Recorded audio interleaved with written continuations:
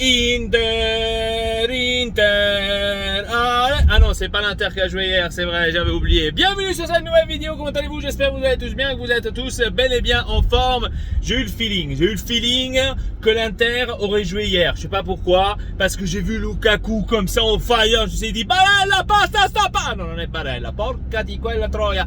Donc, comment dire, l'habitude de voir Lukaku, j'avais envie de crier sur les joueurs de l'Inter, il y avait personne. Donc, c'était incroyable. Après, je De Bruyne, Hazard, je me dis, ah non, ça c'est pas l'Inter, absolument. L'Inter n'a pas d'argent pour s'acheter De Bruyne et Hazard. Donc, je me suis dit, il y a quelque chose qui est louche dans ce jeu.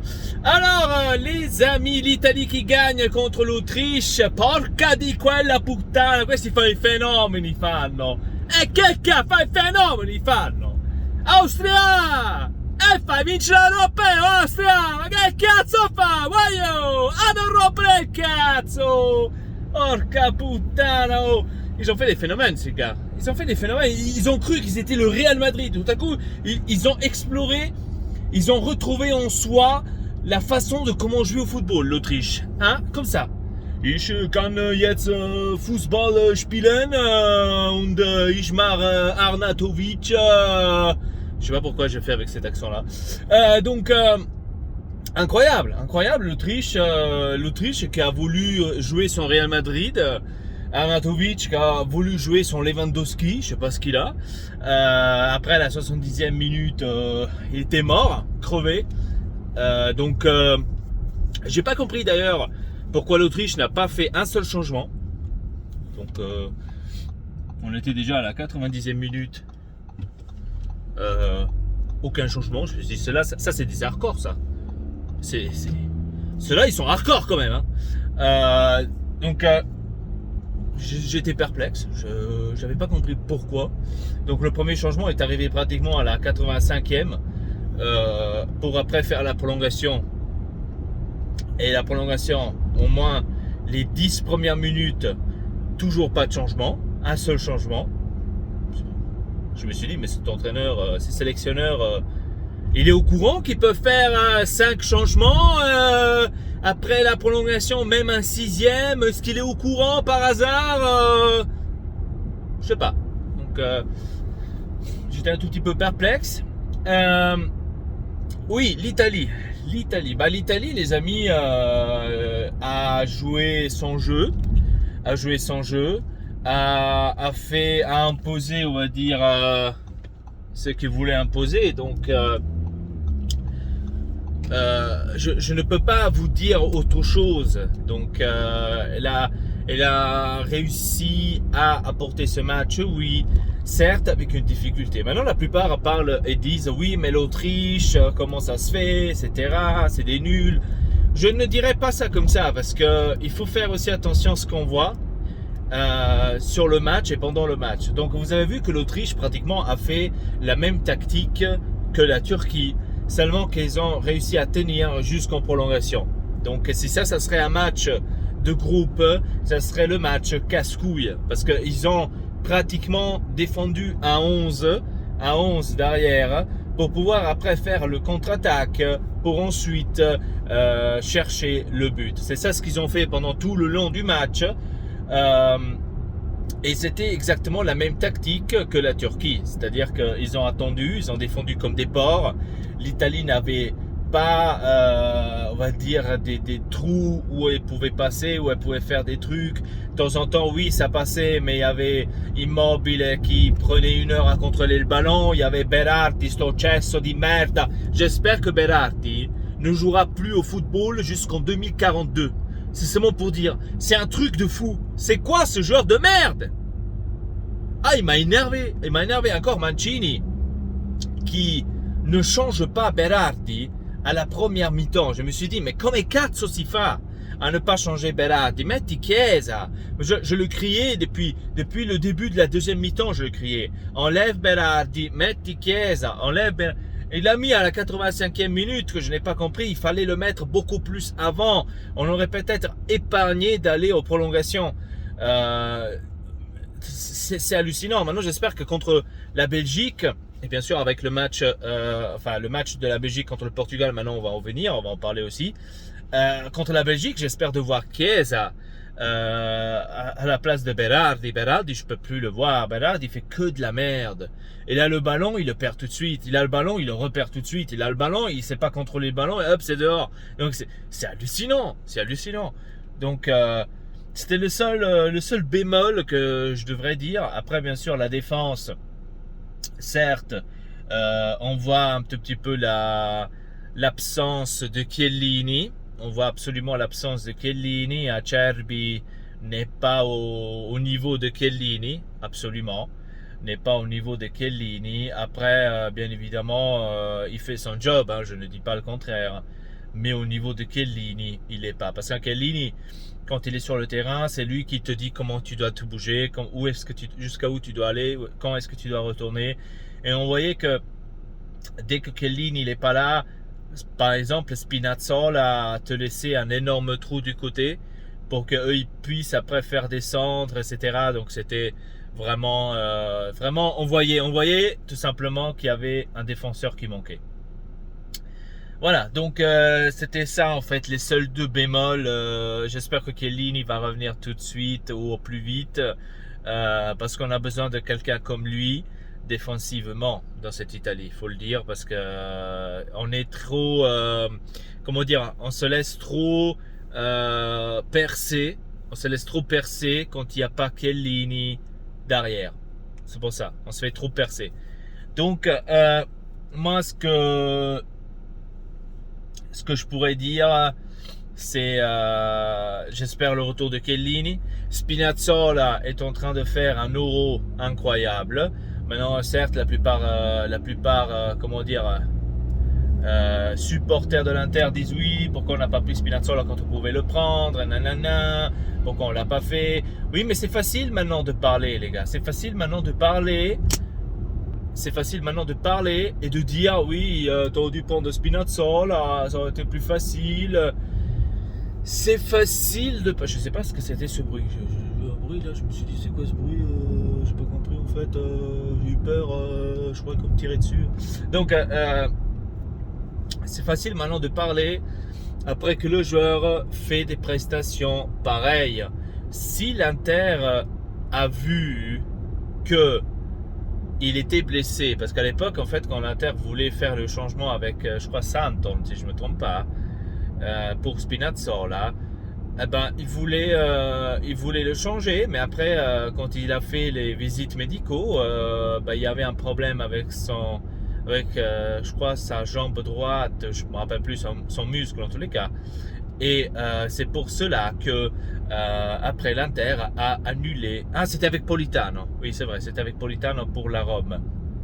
Donc après il avait annulé parce que justement il avait vu ce bémol chez le joueur et donc il n'y a plus rien eu. Donc je pense avec raison, hein, donc absolument. Maintenant de pleurer, de dire oui, pourquoi on n'a pas pris Spinazzola, l'Inter était conne, etc. C'est un peu difficile maintenant de le dire, hein, je dois vous dire sincèrement. Voilà, donc Spinazzola, il est bon, il est en train de faire un bon Euro, mais pas plus que ça. Dès que le championnat va commencer, ça va être le joueur qu'on connaît depuis toujours. Donc voilà, je suis désolé de le dire, mais voilà. Mais pour l'Italie, c'est bien évidemment un bon joueur, c'est un joueur clé, absolument, je ne dis pas le contraire, mais voilà. Bien sûr, contre l'Autriche, Verratti ne m'a pas plu du tout, Verratti. Je ne sais pas ce qu'il a eu, il n'avait plus envie de jouer, je n'ai aucune idée. Jorginho, la même chose, on ne l'a pas vu du tout, hein, on a vu que certains moments, mais après voilà, c'était pas plus que ça. À la rentrée de Locatelli, l'Italie a commencé à tourner mieux, j'ai l'impression. Hallucinant quand même de le dire, mais l'Italie a commencé à tourner mieux avec Locatelli et avec Pessina. Donc Locatelli et Pessina, dès qu'ils sont rentrés les deux, l'Italie a tourné mieux.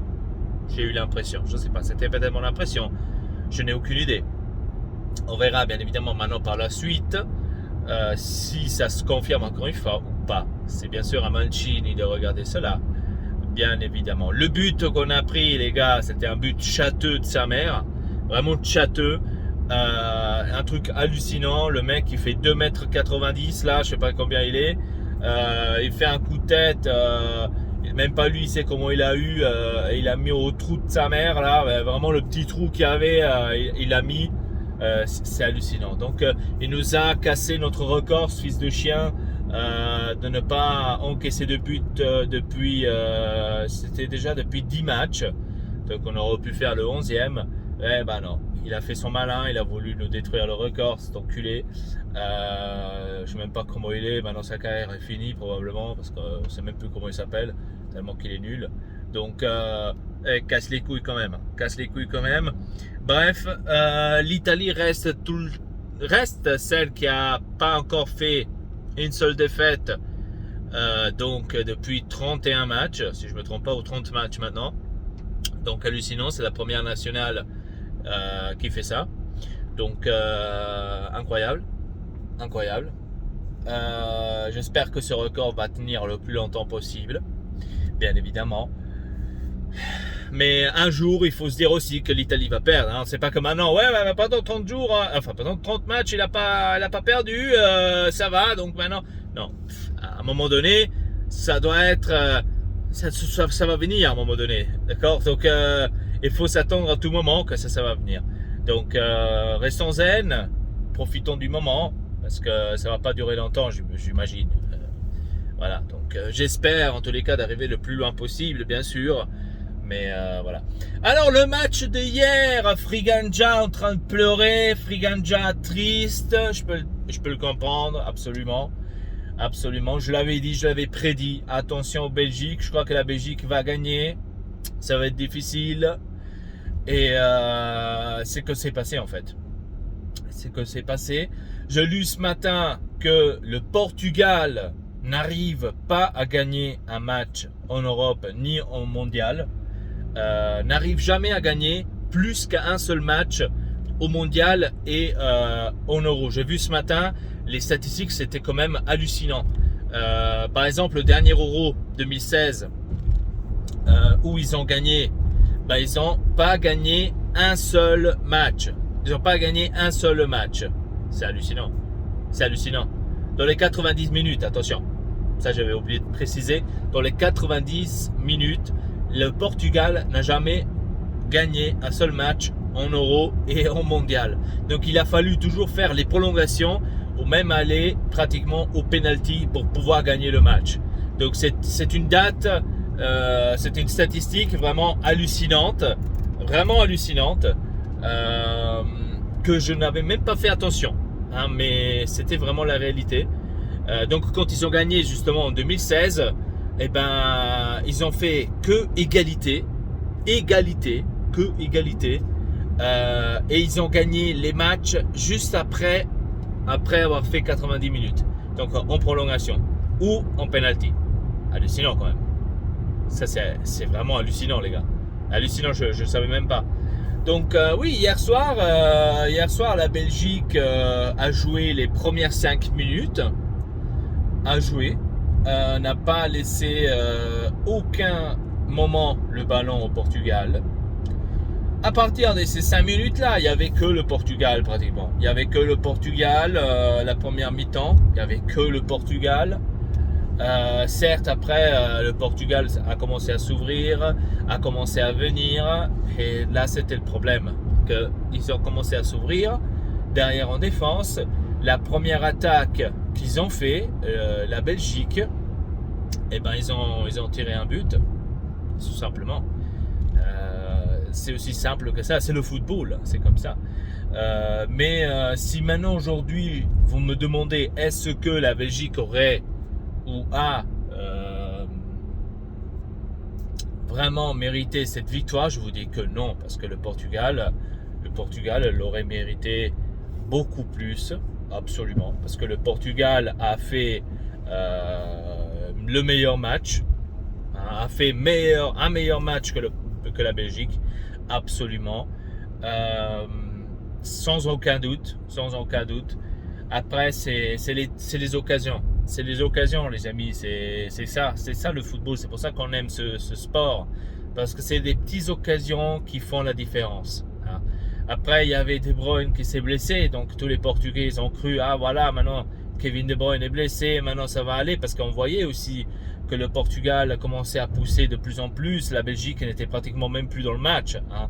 Le Portugal était en train de jouer tout seul face à eux-mêmes, donc pratiquement, ils ont même fait un poteau, le Portugal, je pense que ça c'était crucial, hein. Dès qu'ils ont fait un poteau là, j'ai tout de suite compris, j'ai même dit à ma copine, dès qu'ils ont fait le poteau, je lui ai dit ça y est, le Portugal ne marquera pas, même si ce match-là va encore durer 90 minutes. Ne marquera pas. Si il y a un match, il y a des fois des matchs comme ça. Quand tu as un match comme ça, que tu fais n'importe quoi, tu fais les meilleures occasions, tu fais tout le putain de match, tu fais 50 millions de tirs, on dirait que c'était un match de FIFA, je peux vous dire clair et net, sur la PlayStation. Donc tu fais 50 tirs, tu fais ça, tu fais ci, tu fais des belles actions, des belles passes et tout. Et après quand tu tires trop haut, tu tires contre le défenseur, tu fais un poteau. Eh ben, à un moment donné, tu vas te dire, bah, porca putain, alors tu marqueras plus. Je suis désolé, c'est fini. Tu ne marqueras plus parce que c'est impossible de marquer. Comment tu fais? Tu marqueras plus. Voilà quoi. Donc c'est hallucinant, hein. C'est vraiment hallucinant. Tu marqueras plus, hein. Donc franchement ça m'a fait chier, je dois vous dire clair et net. Ça m'a réellement fait chier hier que le Portugal a gagné sans mériter. Que le Portugal a gagné sans mériter. Parce que là c'était hallucinant. C'était vraiment hallucinant. Est-ce que je viens de dire que le Portugal a gagné sans mériter? C'est bien ça ce que je viens de dire? Effacez-vous ça de la tête. Ce que je voulais dire, c'est que la Belgique a gagné sans mériter. Je suis désolé. Ah putain, je suis complètement à l'ouest. Ouais, donc avec tout le respect bien sûr pour Lukaku, hein, vous savez, Lukaku c'est un monstre, hein. D'ailleurs le but c'est grâce à Lukaku, hein.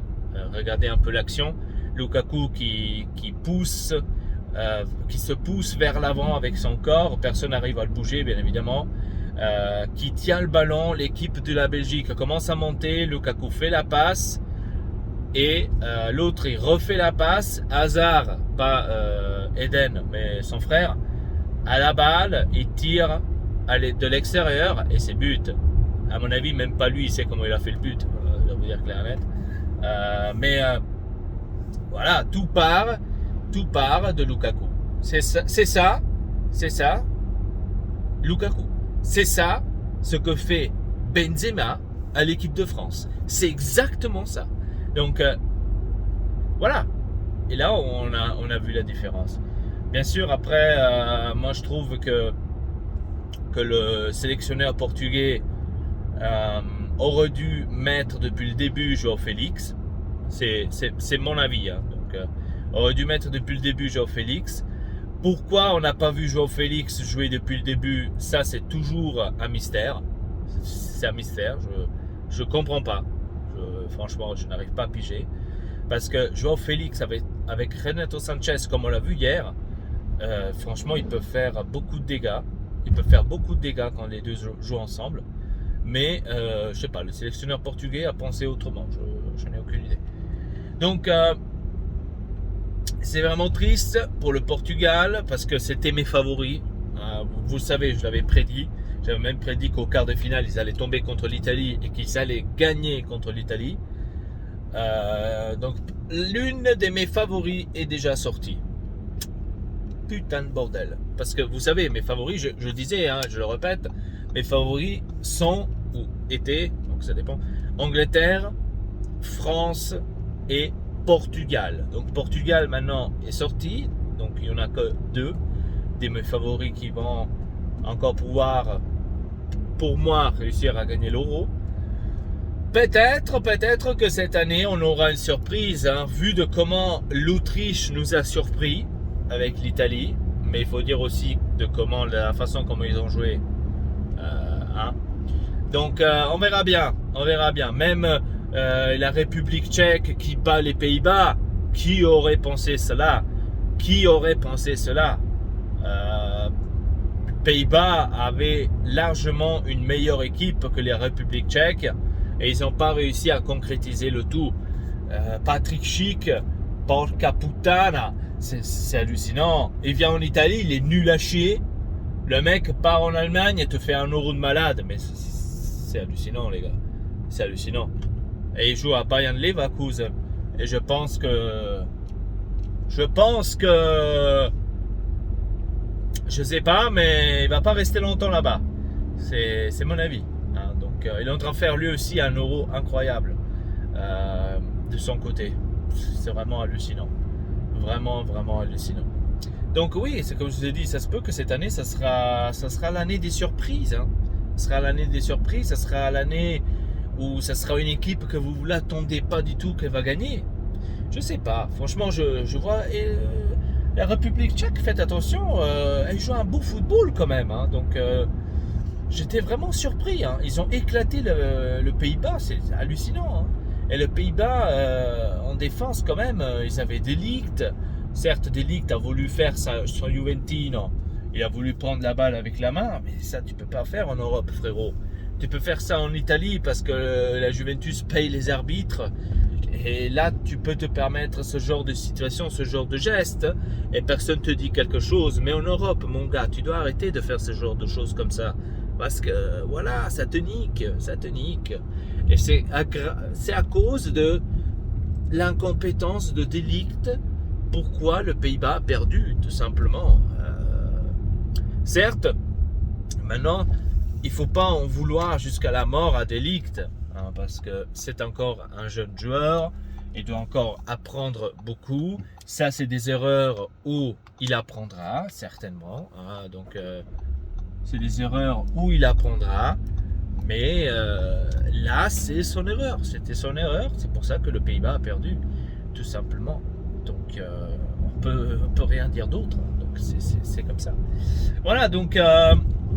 je suis déçu du Portugal, je dois vous dire clair et net, je suis déçu du Portugal. Je suis content pour la Belgique parce qu'il y a Lukaku, hein. Je suis content donc pour eux aussi. On va voir maintenant Italie-Belgique. Moi personnellement, je dois vous dire clair et net, je vois l'Italie plus forte que la Belgique, à mes yeux, hein, à mon avis. Je vois l'Italie plus forte que la Belgique. Niveau jeu, l'Italie est un tout petit peu au-dessus que la Belgique. Après... Comme je vous ai dit, dans ce foot, enfin dans ce sport, hein, c'est tout une affaire de petits épisodes, des actions, ça dépend comment la balle tourne. Donc on ne peut pas prédire des choses exactes là-dessus. Hein. On ne peut pas prédire des choses exactes. Je vois l'Italie plus fort, oui, mais ça ne veut pas dire que l'Italie va gagner. Donc, parce que moi, j'avais dit que l'Italie allait sortir en quart de finale, maximum demi-finale, gros maximum. Et s'ils arriveront en demi-finale, c'est avec un énorme applaudissement qu'il faut les faire. Il faut faire un énorme applaudissement s'ils arrivent en demi-finale. Je dois vous le dire. Hein. Parce que pour moi, c'est le but hein, qu'ils pourraient faire. Bref. Donc, c'était tout pour cette vidéo. J'espère que les amis portugais ne sont pas trop tristes. J'espère que Friganja n'est pas trop triste, bien évidemment. Il voulait regarder le match Portugal-Italie avec moi. Malheureusement, ça n'était pas le cas. Ça ne sera pas comme ça. La seule chose que je pourrais te dire pour te motiver, l'Italie va essayer de venger le Portugal samedi. C'est tout ce que je peux te dire, en espérant que bien sûr que l'Italie va gagner. Moi, comme je l'ai dit, sur la carte, pour moi, l'Italie est plus forte. Sur le plan de jeu aussi. Maintenant, tout reste à voir. Tout reste à voir, bien évidemment. Il ne faut pas sous-estimer la Belgique. Parce que la Belgique a quand même des gros joueurs. Il ne faut pas l'oublier. Lukaku, Hazard, Kevin De Bruyne, Carrasco. J'avais même oublié Mertens, qu'on connaît très très bien en Italie. Donc attention quand même. Attention, ils ont quand même des beaux joueurs. Hein, donc la Belgique. Mais c'est pas pour autant que l'Italie devrait se cacher. Parce que l'Italie, de son côté aussi... a quand même des joueurs pas mal, hein, des jeunes pas mal. Donc Chiesa, Locatelli, Jorginho, Verratti. Donc on a quand même, on n'a pas n'importe qui. On a Pessina, Certes, c'est des jeunes, c'est des inexpérimentés, oui, je peux le comprendre. Donc, c'est pas maintenant Pirlo, Gattuso, etc. Je peux comprendre, mais ils sont pas mal, ils savent jouer au foot. Donc, là devant, on a Immobile, et je préfère largement que Belotti, avec tout le respect de Belotti, mais Belotti, j'ai jamais aimé, je dois vous dire clair et net. On verra bien, les gars, on verra bien. Donc, il faut tout simplement espérer à cette équipe d'Italie, voir s'ils arriveront à répéter cela. Contre la Belgique, certes, ça va être costaud, ça va être très costaud. On verra bien, on verra bien. Donc, voilà, c'était tout pour cette vidéo. Abonnez-vous à la chaîne en texte pas, laissez un petit like, ça me ferait extrêmement plaisir.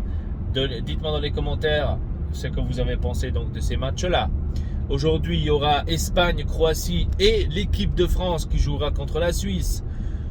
Normalement, sans aucune surprise, on verra l'équipe de France gagner contre la Suisse. Normalement, sans aucune surprise. Sans aucune surprise. Parce que là, ce serait déjà mon deuxième favori qui quitterait l'euro quand même. Et oh, c'est qui devrait gagner cet euro alors? C'est pas possible. Donc normalement l'équipe de France devrait gagner. Croatie-Espagne, je pense que maintenant l'Espagne a un truc en plus parce que Perisic est positive au coronavirus. Donc ils avaient tout de suite écrit que son euro serait fini, mais c'est pas vrai, il est maintenant en quarantaine pour 10 jours. Donc ça pourrait encore aller si bien sûr la Croatie gagne contre l'Espagne, mais je la vois dure. Je la vois dure, une Croatie sans Perisic, je la vois dure. Alors, je dois vous dire clair et net. On verra bien. On verra bien. Je sais pas. Je pense que l'Espagne a un truc un tout petit peu de plus. Mais c'est difficile parce que ces deux équipes, Espagne et Croatie, ces deux équipes qui ont mal joué jusqu'à présent, ont mal joué. C'est ceux qui m'ont déçu le plus. Donc, à part maintenant l'Espagne contre la Slovaquie, mais la Slovaquie, tu ne peux pas voir comme adversaire. Donc, ça va être dur là-dedans. Mais sur la France, sur France-Suisse, franchement, la France devrait gagner. Hein. Donc, si la France ne gagne pas, alors je ne comprends plus rien. Je vais vous dire, là, je ne comprends plus rien. C'est bien sûr la beauté du football, bien évidemment.